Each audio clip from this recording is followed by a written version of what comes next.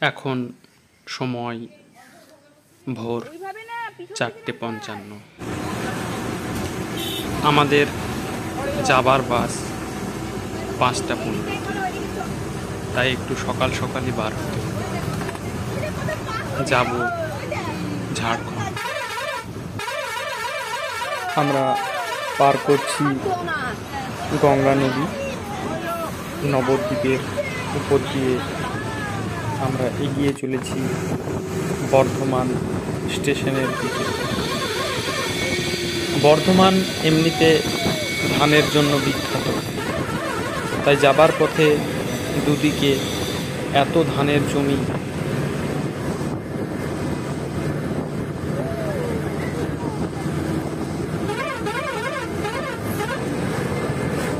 প্রকৃতি যেন নিজের হাতে সাজিয়ে দিয়েছে সোনালি ফসল। আমাদের গ্রাম বাংলার ধান খুব সুন্দর লাগছিল দেখতে। সকাল সকাল প্রকৃতি দেখার অনুভূতিটাই যেন আলাদা।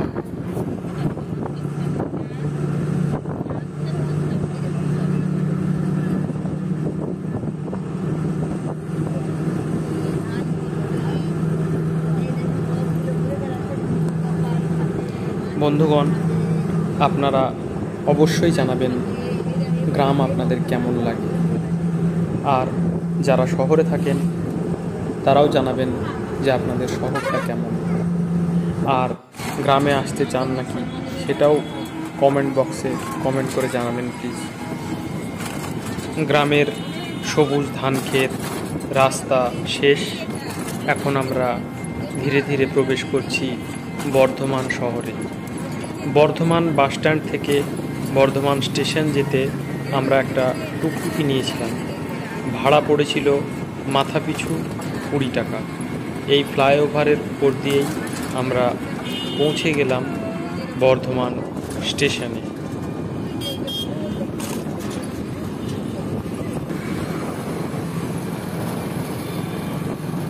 এই ফ্লাইওভারটিকে দেখে আমার মনে হচ্ছিল কলকাতার দ্বিতীয় হুগলি সেতুর ছোট্ট সংস্করণ যেন।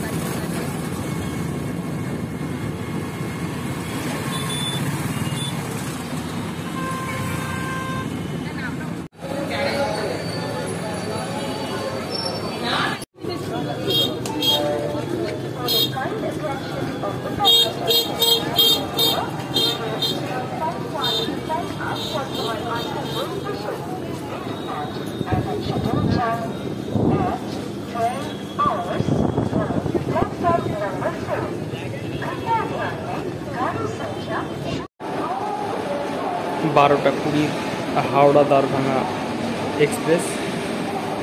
মাথাপিছু ভাড়া পড়েছিল 150 টাকা, বর্ধমান থেকে যশিলি অবধি।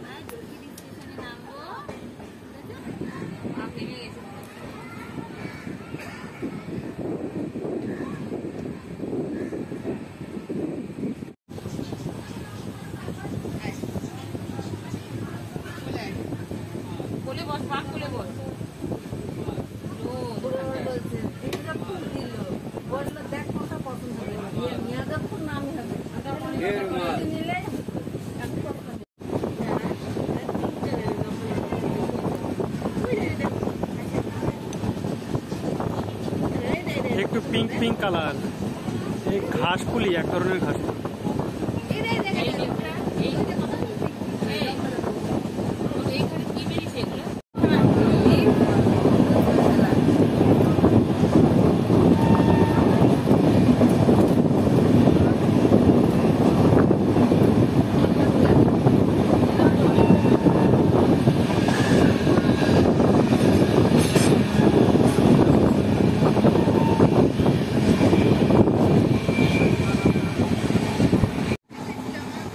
পড়ন্ত বিকেল, সূর্য প্রায় অস্ত যায় যাত্রার শুরুর প্রথম পাহাড়।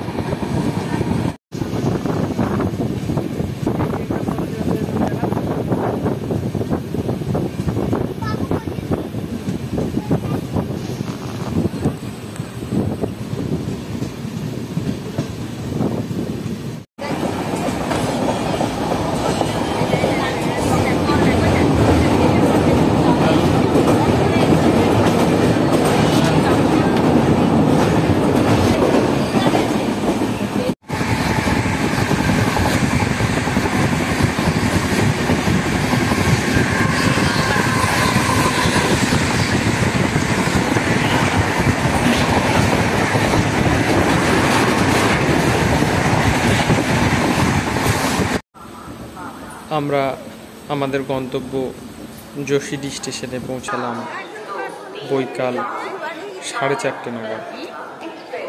ট্রেন থেকে নেমে কিছু ক্লিপ নিলাম।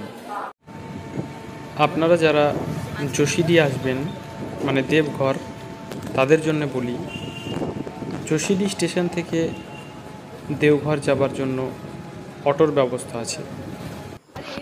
অটোতে 150 টাকা করে নেবে।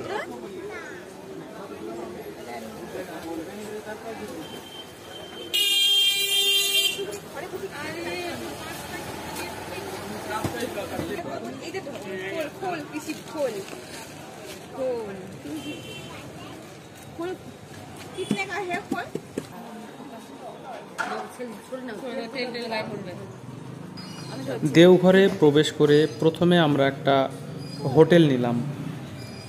হোটেলের নাম ছিল গঙ্গোত্রী ইন। ভাড়া 24 ঘন্টা, 700 টাকা, ডাবল বেডের রুম।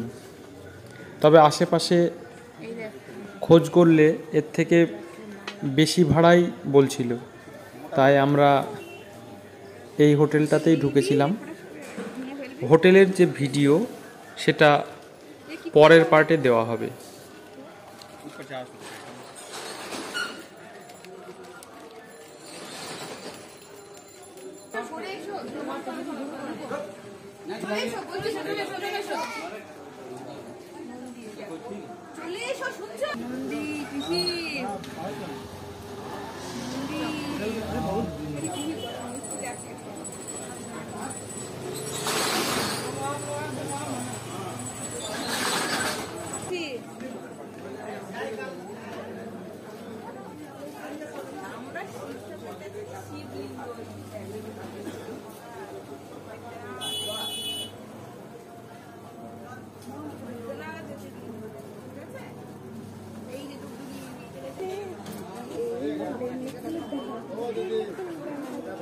কিছুক্ষণ হোটেলে বিশ্রাম নিয়ে কিছু টিফিন করে আমরা সন্ধ্যা নাগাদ বেরিয়ে পড়লাম বাবা বৈদ্যনাথ ধাম মন্দিরের উদ্দেশ্যে।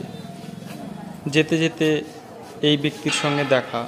প্রথমে অবশ্য একটু অবাকই হয়েছিলাম, পরে চিন্তা করলাম এ বোধহয় পাপ স্খলনের কোনো উপায় হবে, হয়তো বা তাই।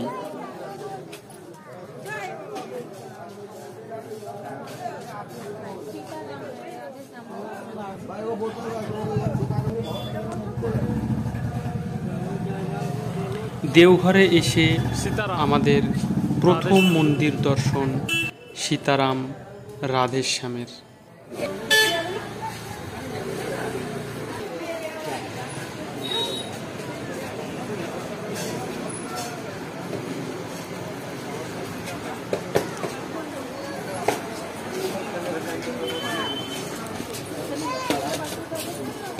उससे क्या मिलेगा भैया? फोटो खींचने से कुछ मिलेगा? खरीदोगे तुम? की देवे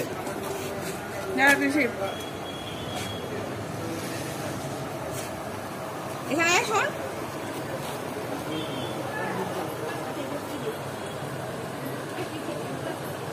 মন্দিরের বাইরে জুতো রেখে আমরা প্রবেশ করলাম দেওঘরের কাঙ্ক্ষিত আরাধ্য মন্দির, ঠিক আছে, বৈদ্যনাথ ধামের মন্দির। মন্দিরের ভিতরে প্রবেশ করে আপনারা একে একে বিভিন্ন মন্দিরের দর্শন পাবেন।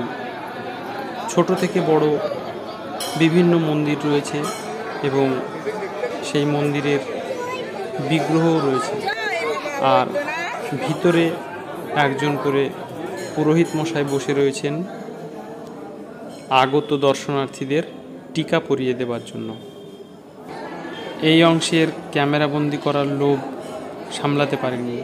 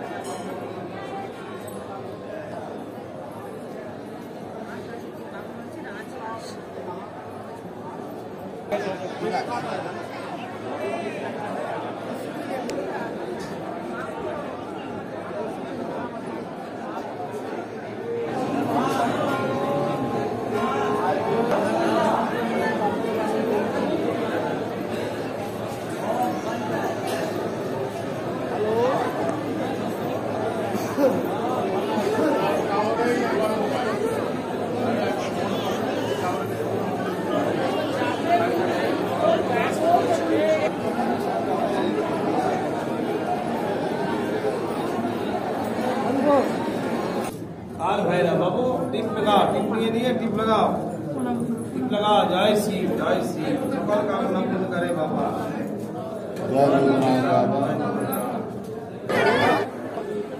মহাকাল ভৈরব মন্দিরের বাইরে প্রসাদ হিসেবে এই লাড্ডুগুলো দিচ্ছিল। আমরা প্রসাদ খেতে ভীষণ ভালোবাসি, তাই লাড্ডুও মিস করিনি। আর হ্যাঁ, প্রসঙ্গত বলে রাখি, লাড্ডু কিন্তু ভীষণ সুস্বাদু ছিল।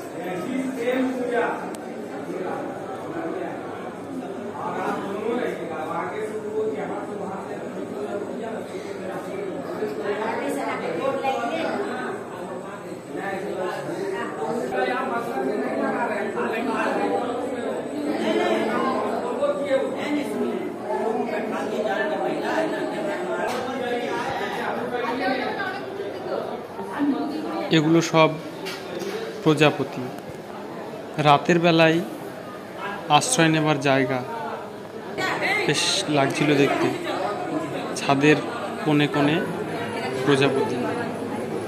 আর এই বাবা এক মনে ধ্যান করছিলেন।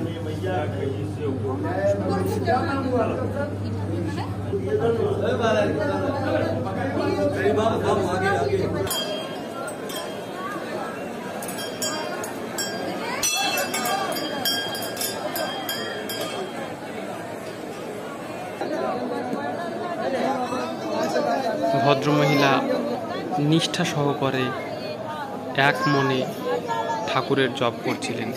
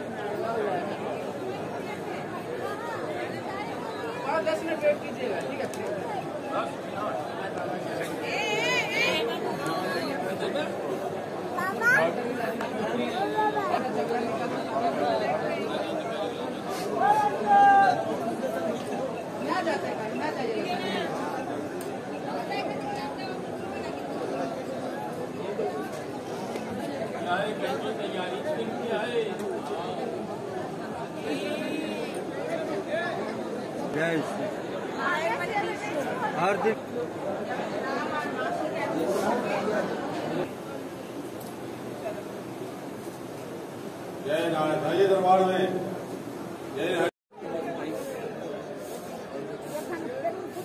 क्या कर रहे देखिए क्या चल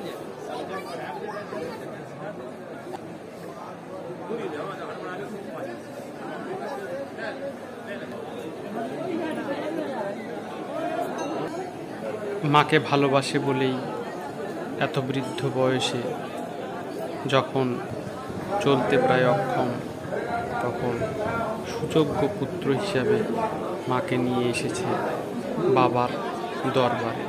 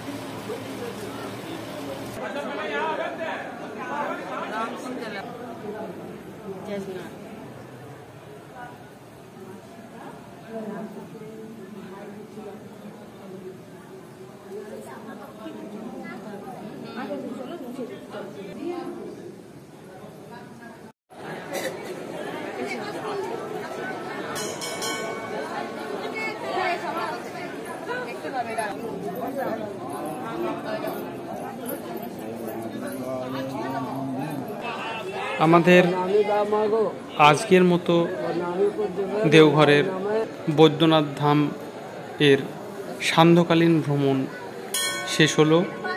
আগামীকাল আমরা বেরোবো ত্রিকুট পাহাড় তপবনের উদ্দেশ্যে।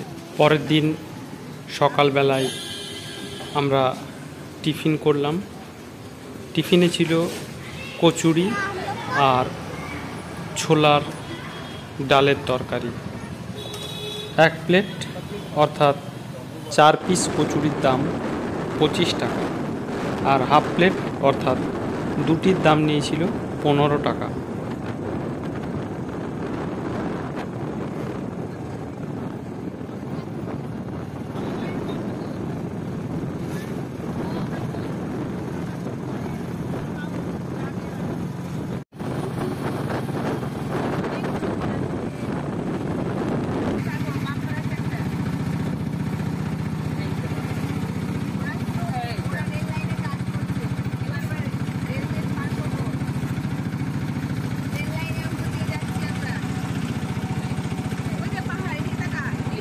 রেলগেট, ত্রিকুট পাহাড়কে পিছনে ফেলে আমাদের গাড়ি এগিয়ে চলল বাসুকিনাথ ধামের উদ্দেশ্যে।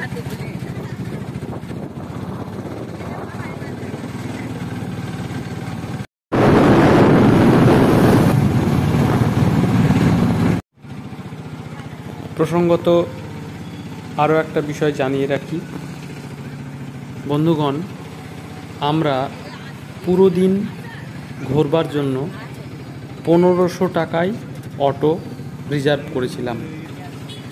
বেশ কয়েক জায়গায় খোঁজ নিয়েছিলাম, তবে কেউই 1500 টাকার নিচে যেতে রাজি হয়নি। আশা করি দেওঘর ঘুরতে এলে এই ইনফরমেশনটাও আপনাদের কাজে লাগবে।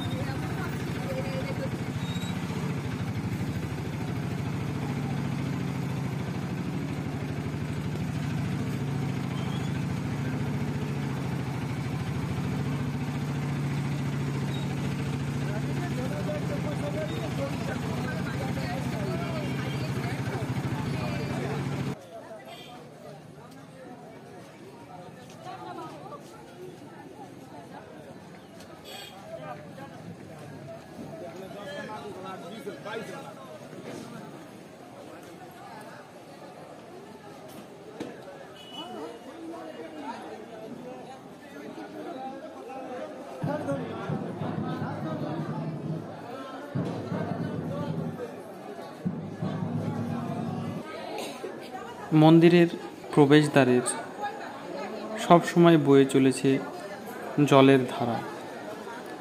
ভক্তদের পা, কলুষিত পা যাতে নোংরা আবর্জনা মুক্ত হয়ে মন্দিরে ঢুকতে পারে, তার জন্যই এই ব্যবস্থা। আমরা সবাই প্রবেশ করতে চলেছি বাসুকীনাথ মন্দিরে।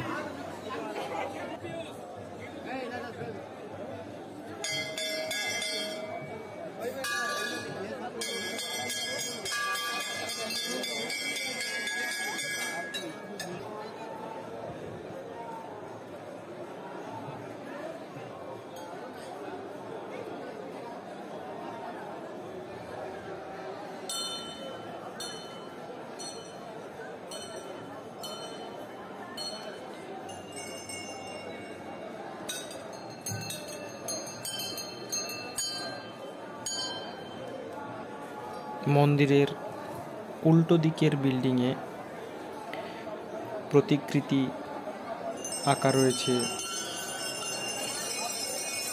হর পার্বতীর বিভিন্ন কাহিনীর। মা পার্বতীর অন্নপূর্ণা হয়ে ওঠা, দেবতা ও অসুরদের সমুদ্র মন্থনের সময় হলাহল পান করে ভগবান শিবের নীলকণ্ঠ হওয়া, বা সতীর দেহ কাঁধে করে ভোলা মহেশ্বরের তাণ্ডব নৃত্য প্রভৃতি কাহিনী চিত্রের মাধ্যমে ফুটে উঠেছে খুব সুন্দরভাবে।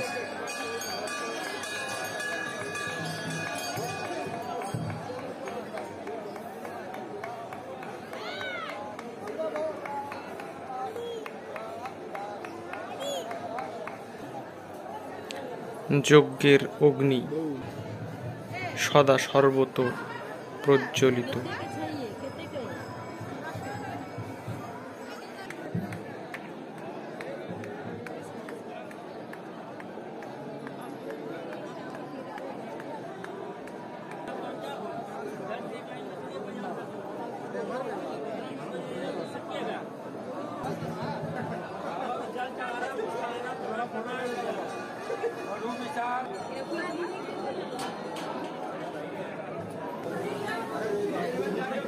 মূল গর্ভ মন্দিরের প্রবেশদ্বার এতটাই ছোট যে ঢোকা ও বেরোনোর পথে ভীষণভাবে ধাক্কাধাক্কি হচ্ছিল। প্রত্যেকেই চেষ্টা করছিল শিবলিঙ্গের কাছে পৌঁছে যাওয়া। জ্যোতির্লিঙ্গের একবার মাত্র স্পর্শ পাওয়ার তাগিদে পড়ি কি মরি করে সবাই কাছে যেতে চাইছিল। তবে বলতে খুব খারাপ লাগছে যে পরিস্থিতি এতটাই ভয়াবহ ছিল যে কোনো মুহূর্তে বিপদ ঘটতে পারত। যাদের সঙ্গে ছোট বাচ্চা ছিল বা বয়স্ক, তাদের পক্ষে বাবার দর্শন লাভ দুরূহ প্রায়।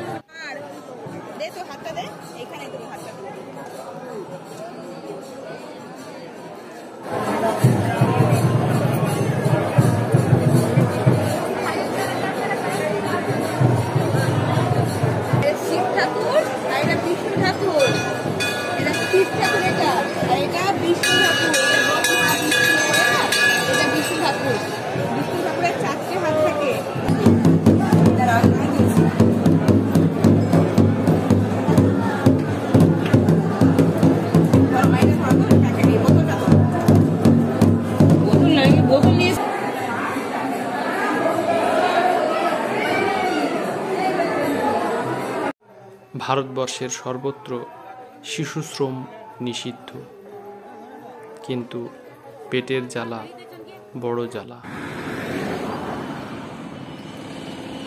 বাসুকীনাথ মন্দির দেখে ফেরার পথে এমন সুন্দর পদ্মবাগান দেখে লোভ সামলাতে পারলাম না, তাই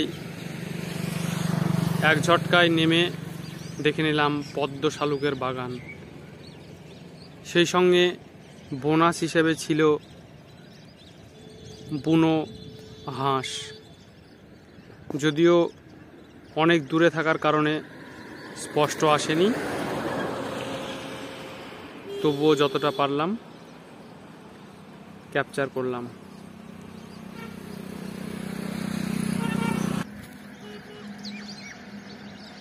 পদ্মের চাকি,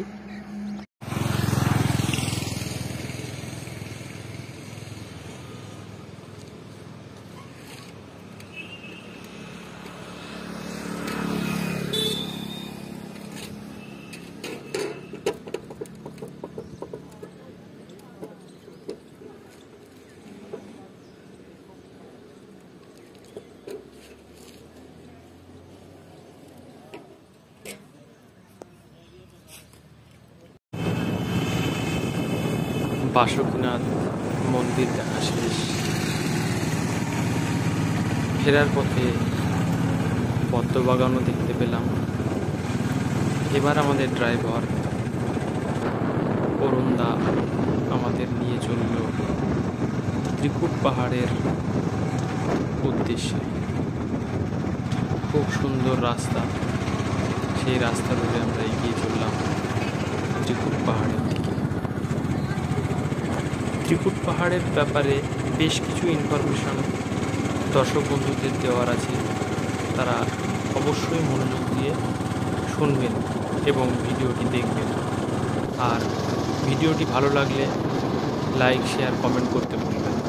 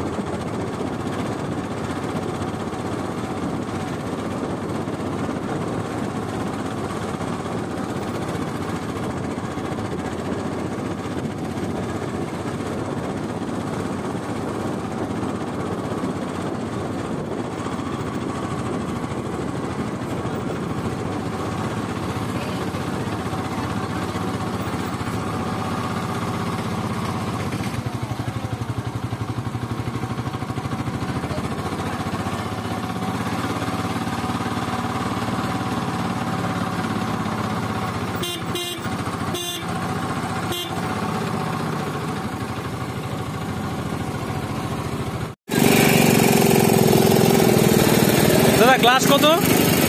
20 আছে, 10 আছে। 20 কোনটা? এটা আর 10 এটা মিষ্টি হবে তো? অনেক মিষ্টি পাবে।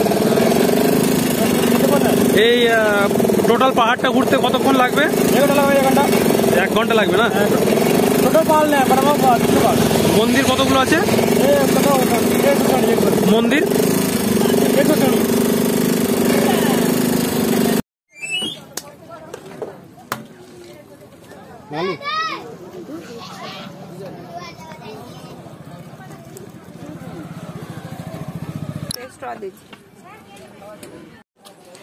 এবার আসি ত্রিকুট পাহাড়ের বিষয়ে। মূলত 3টি শৃঙ্গ বিশিষ্ট এই পাহাড়কে একত্রে ত্রিকুট পাহাড় বলা হয়, যার প্রত্যেকটির আলাদা আলাদা নামকরণ ব্রহ্মা, বিষ্ণু ও মহেশ্বর দেওয়া হয়েছে। 3টে শৃঙ্গের মধ্যে 2টিতে ট্রেক করা যায়, আর একটি অতিরিক্ত খাড়ার কারণে ওঠা যায় না। সাইড দিয়ে হাঁটতে থাকো। এখানে ত্রিকুটাচল মহেশ্বরের মন্দির আছে। ঝাড়খণ্ডের দেওঘর শহর থেকে 10 কিলোমিটার দূরে দুমকা যাবার পথে আপনি রাস্তার পাশেই দেখতে পাবেন ত্রিকুট পর্বত। এবার আসি আমাদের ঘোরার কিছু অভিজ্ঞতার কাহিনীতে। এখানে বানরের বেশ অত্যাচার রয়েছে, তাই সঙ্গে লাঠি বা ছড়ি রাখতে পারলে খুব ভালো হয়।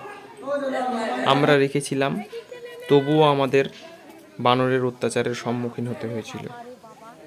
আর একটা জিনিস মাথায় রাখবেন দর্শক বন্ধুরা, হাতে মোবাইল, মানি ব্যাগ বা খাবার কোনো জিনিস রাখবেন না, তাহলে এরা অতর্কিতে আক্রমণ করতে পারে। দোকানিরা বসে আছে ছোলা বিস্কুট বিক্রি করবার জন্য, আপনি চাইলে কিনে দিতে পারেন, তবে তা অবশ্যই সাবধানতার সঙ্গে দেবেন। গাইড আছে, গাইডরা পুরো পাহাড়টা ঘুরিয়ে দেখাবার জন্য আপনাদেরকে অনুরোধ করবে এবং আমাদেরকেও করেছিল। আমাদের সঙ্গে 360 টাকা চেয়েছিল, কিন্তু আমরা গাইড নিইনি। তাতে অবশ্য আমাদের খুব একটা অসুবিধা হয়নি। আমরা নিজেরাই অন্তত 300-র উপরে সিঁড়ি ভেঙে উপরে উঠেছিলাম এবং আস্তে আস্তে নিচেও নেমে আসি। তাই গাইড নেওয়া বা না নেওয়াটা সম্পূর্ণ আপনাদের ব্যক্তিগত ব্যাপার। তবে বানরের বিষয়ে যে কথাটা বললাম সেটা অবশ্যই মাথায় রাখবেন। আর এমনি প্রচুর দোকান রয়েছে এখানে কেনাকাটার জন্য, আপনারা চাইলে কেনাকাটা করতেই পারেন, তবে একটু দরাদরি করে নেবেন। গাইডরা সবাইকে বোঝাচ্ছিল যে এখানে একটা ঝর্ণা আছে বলে, তবে আমাদের তা বিশ্বাসযোগ্য বলে মনে হয়নি। একটা নালি দিয়ে ধীরে ধীরে জল পড়ছিল, জানি না সেই জল কোথায় থেকে আসছিল, তবে কিছু পাইপ অবশ্য আমরা দেখেছিলাম, জলের পাইপ। অনুমান করছিলাম যে সেই পাইপ বেয়ে হয়তো জলটা আসছে এবং মানুষের একটা ভুল ধারণা যে সেটাই ঝর্ণার জল, এবং সেই জল মানুষ পানও করছিল। মানে কৃত্রিম ঝর্ণা বলা যেতে পারে। 2009 সাল নাগাদ ত্রিকুট পাহাড়ের একদম উপর থেকে নিচে অবধি রোপওয়ে ব্যবস্থা চালু হয়। আমরা ওখানে গিয়ে রোপওয়ের কথা শুনেছিলাম, তবে ড্রাইভার দোকানদারদের সাথে কথা বলে আমরা যেটুকু জানতে পেরেছি যে অল্পদিন আগে একটা দুর্ঘটনা হয় এবং তাতে বেশ কিছুজন মারাও যায়, যে কারণে রোপওয়ে ব্যবস্থা এখন বন্ধ রয়েছে পুরোপুরিভাবে। ত্রিকুট পাহাড় থেকে বেরিয়ে মেন রোডের ধারে শিবশঙ্কর ধাবা বলে একটা ধাবা রয়েছে, আপনারা চাইলে এখানে খেতে পারেন। সম্পূর্ণ বাঙালি খাবার পাওয়া যায়, সাউথ ইন্ডিয়ান ডিশও রয়েছে। আমরা বাঙালি খাবার ট্রাই করেছিলাম। খাবারের গুণগত মান খুবই ভালো, হোটেলও পরিষ্কার পরিচ্ছন্ন এবং ব্যবহারও খুব ভালো, এবং অল্প পয়সার মধ্যেই খাবারগুলো ছিল। ধন্যবাদ ভিডিওটি সম্পূর্ণ দেখার জন্য। যদি কোনো সাজেশন থাকে তাহলে অবশ্যই দেবেন। চ্যানেলটিকে সাবস্ক্রাইব করবেন, লাইক কমেন্ট শেয়ার করতে ভুলবেন না।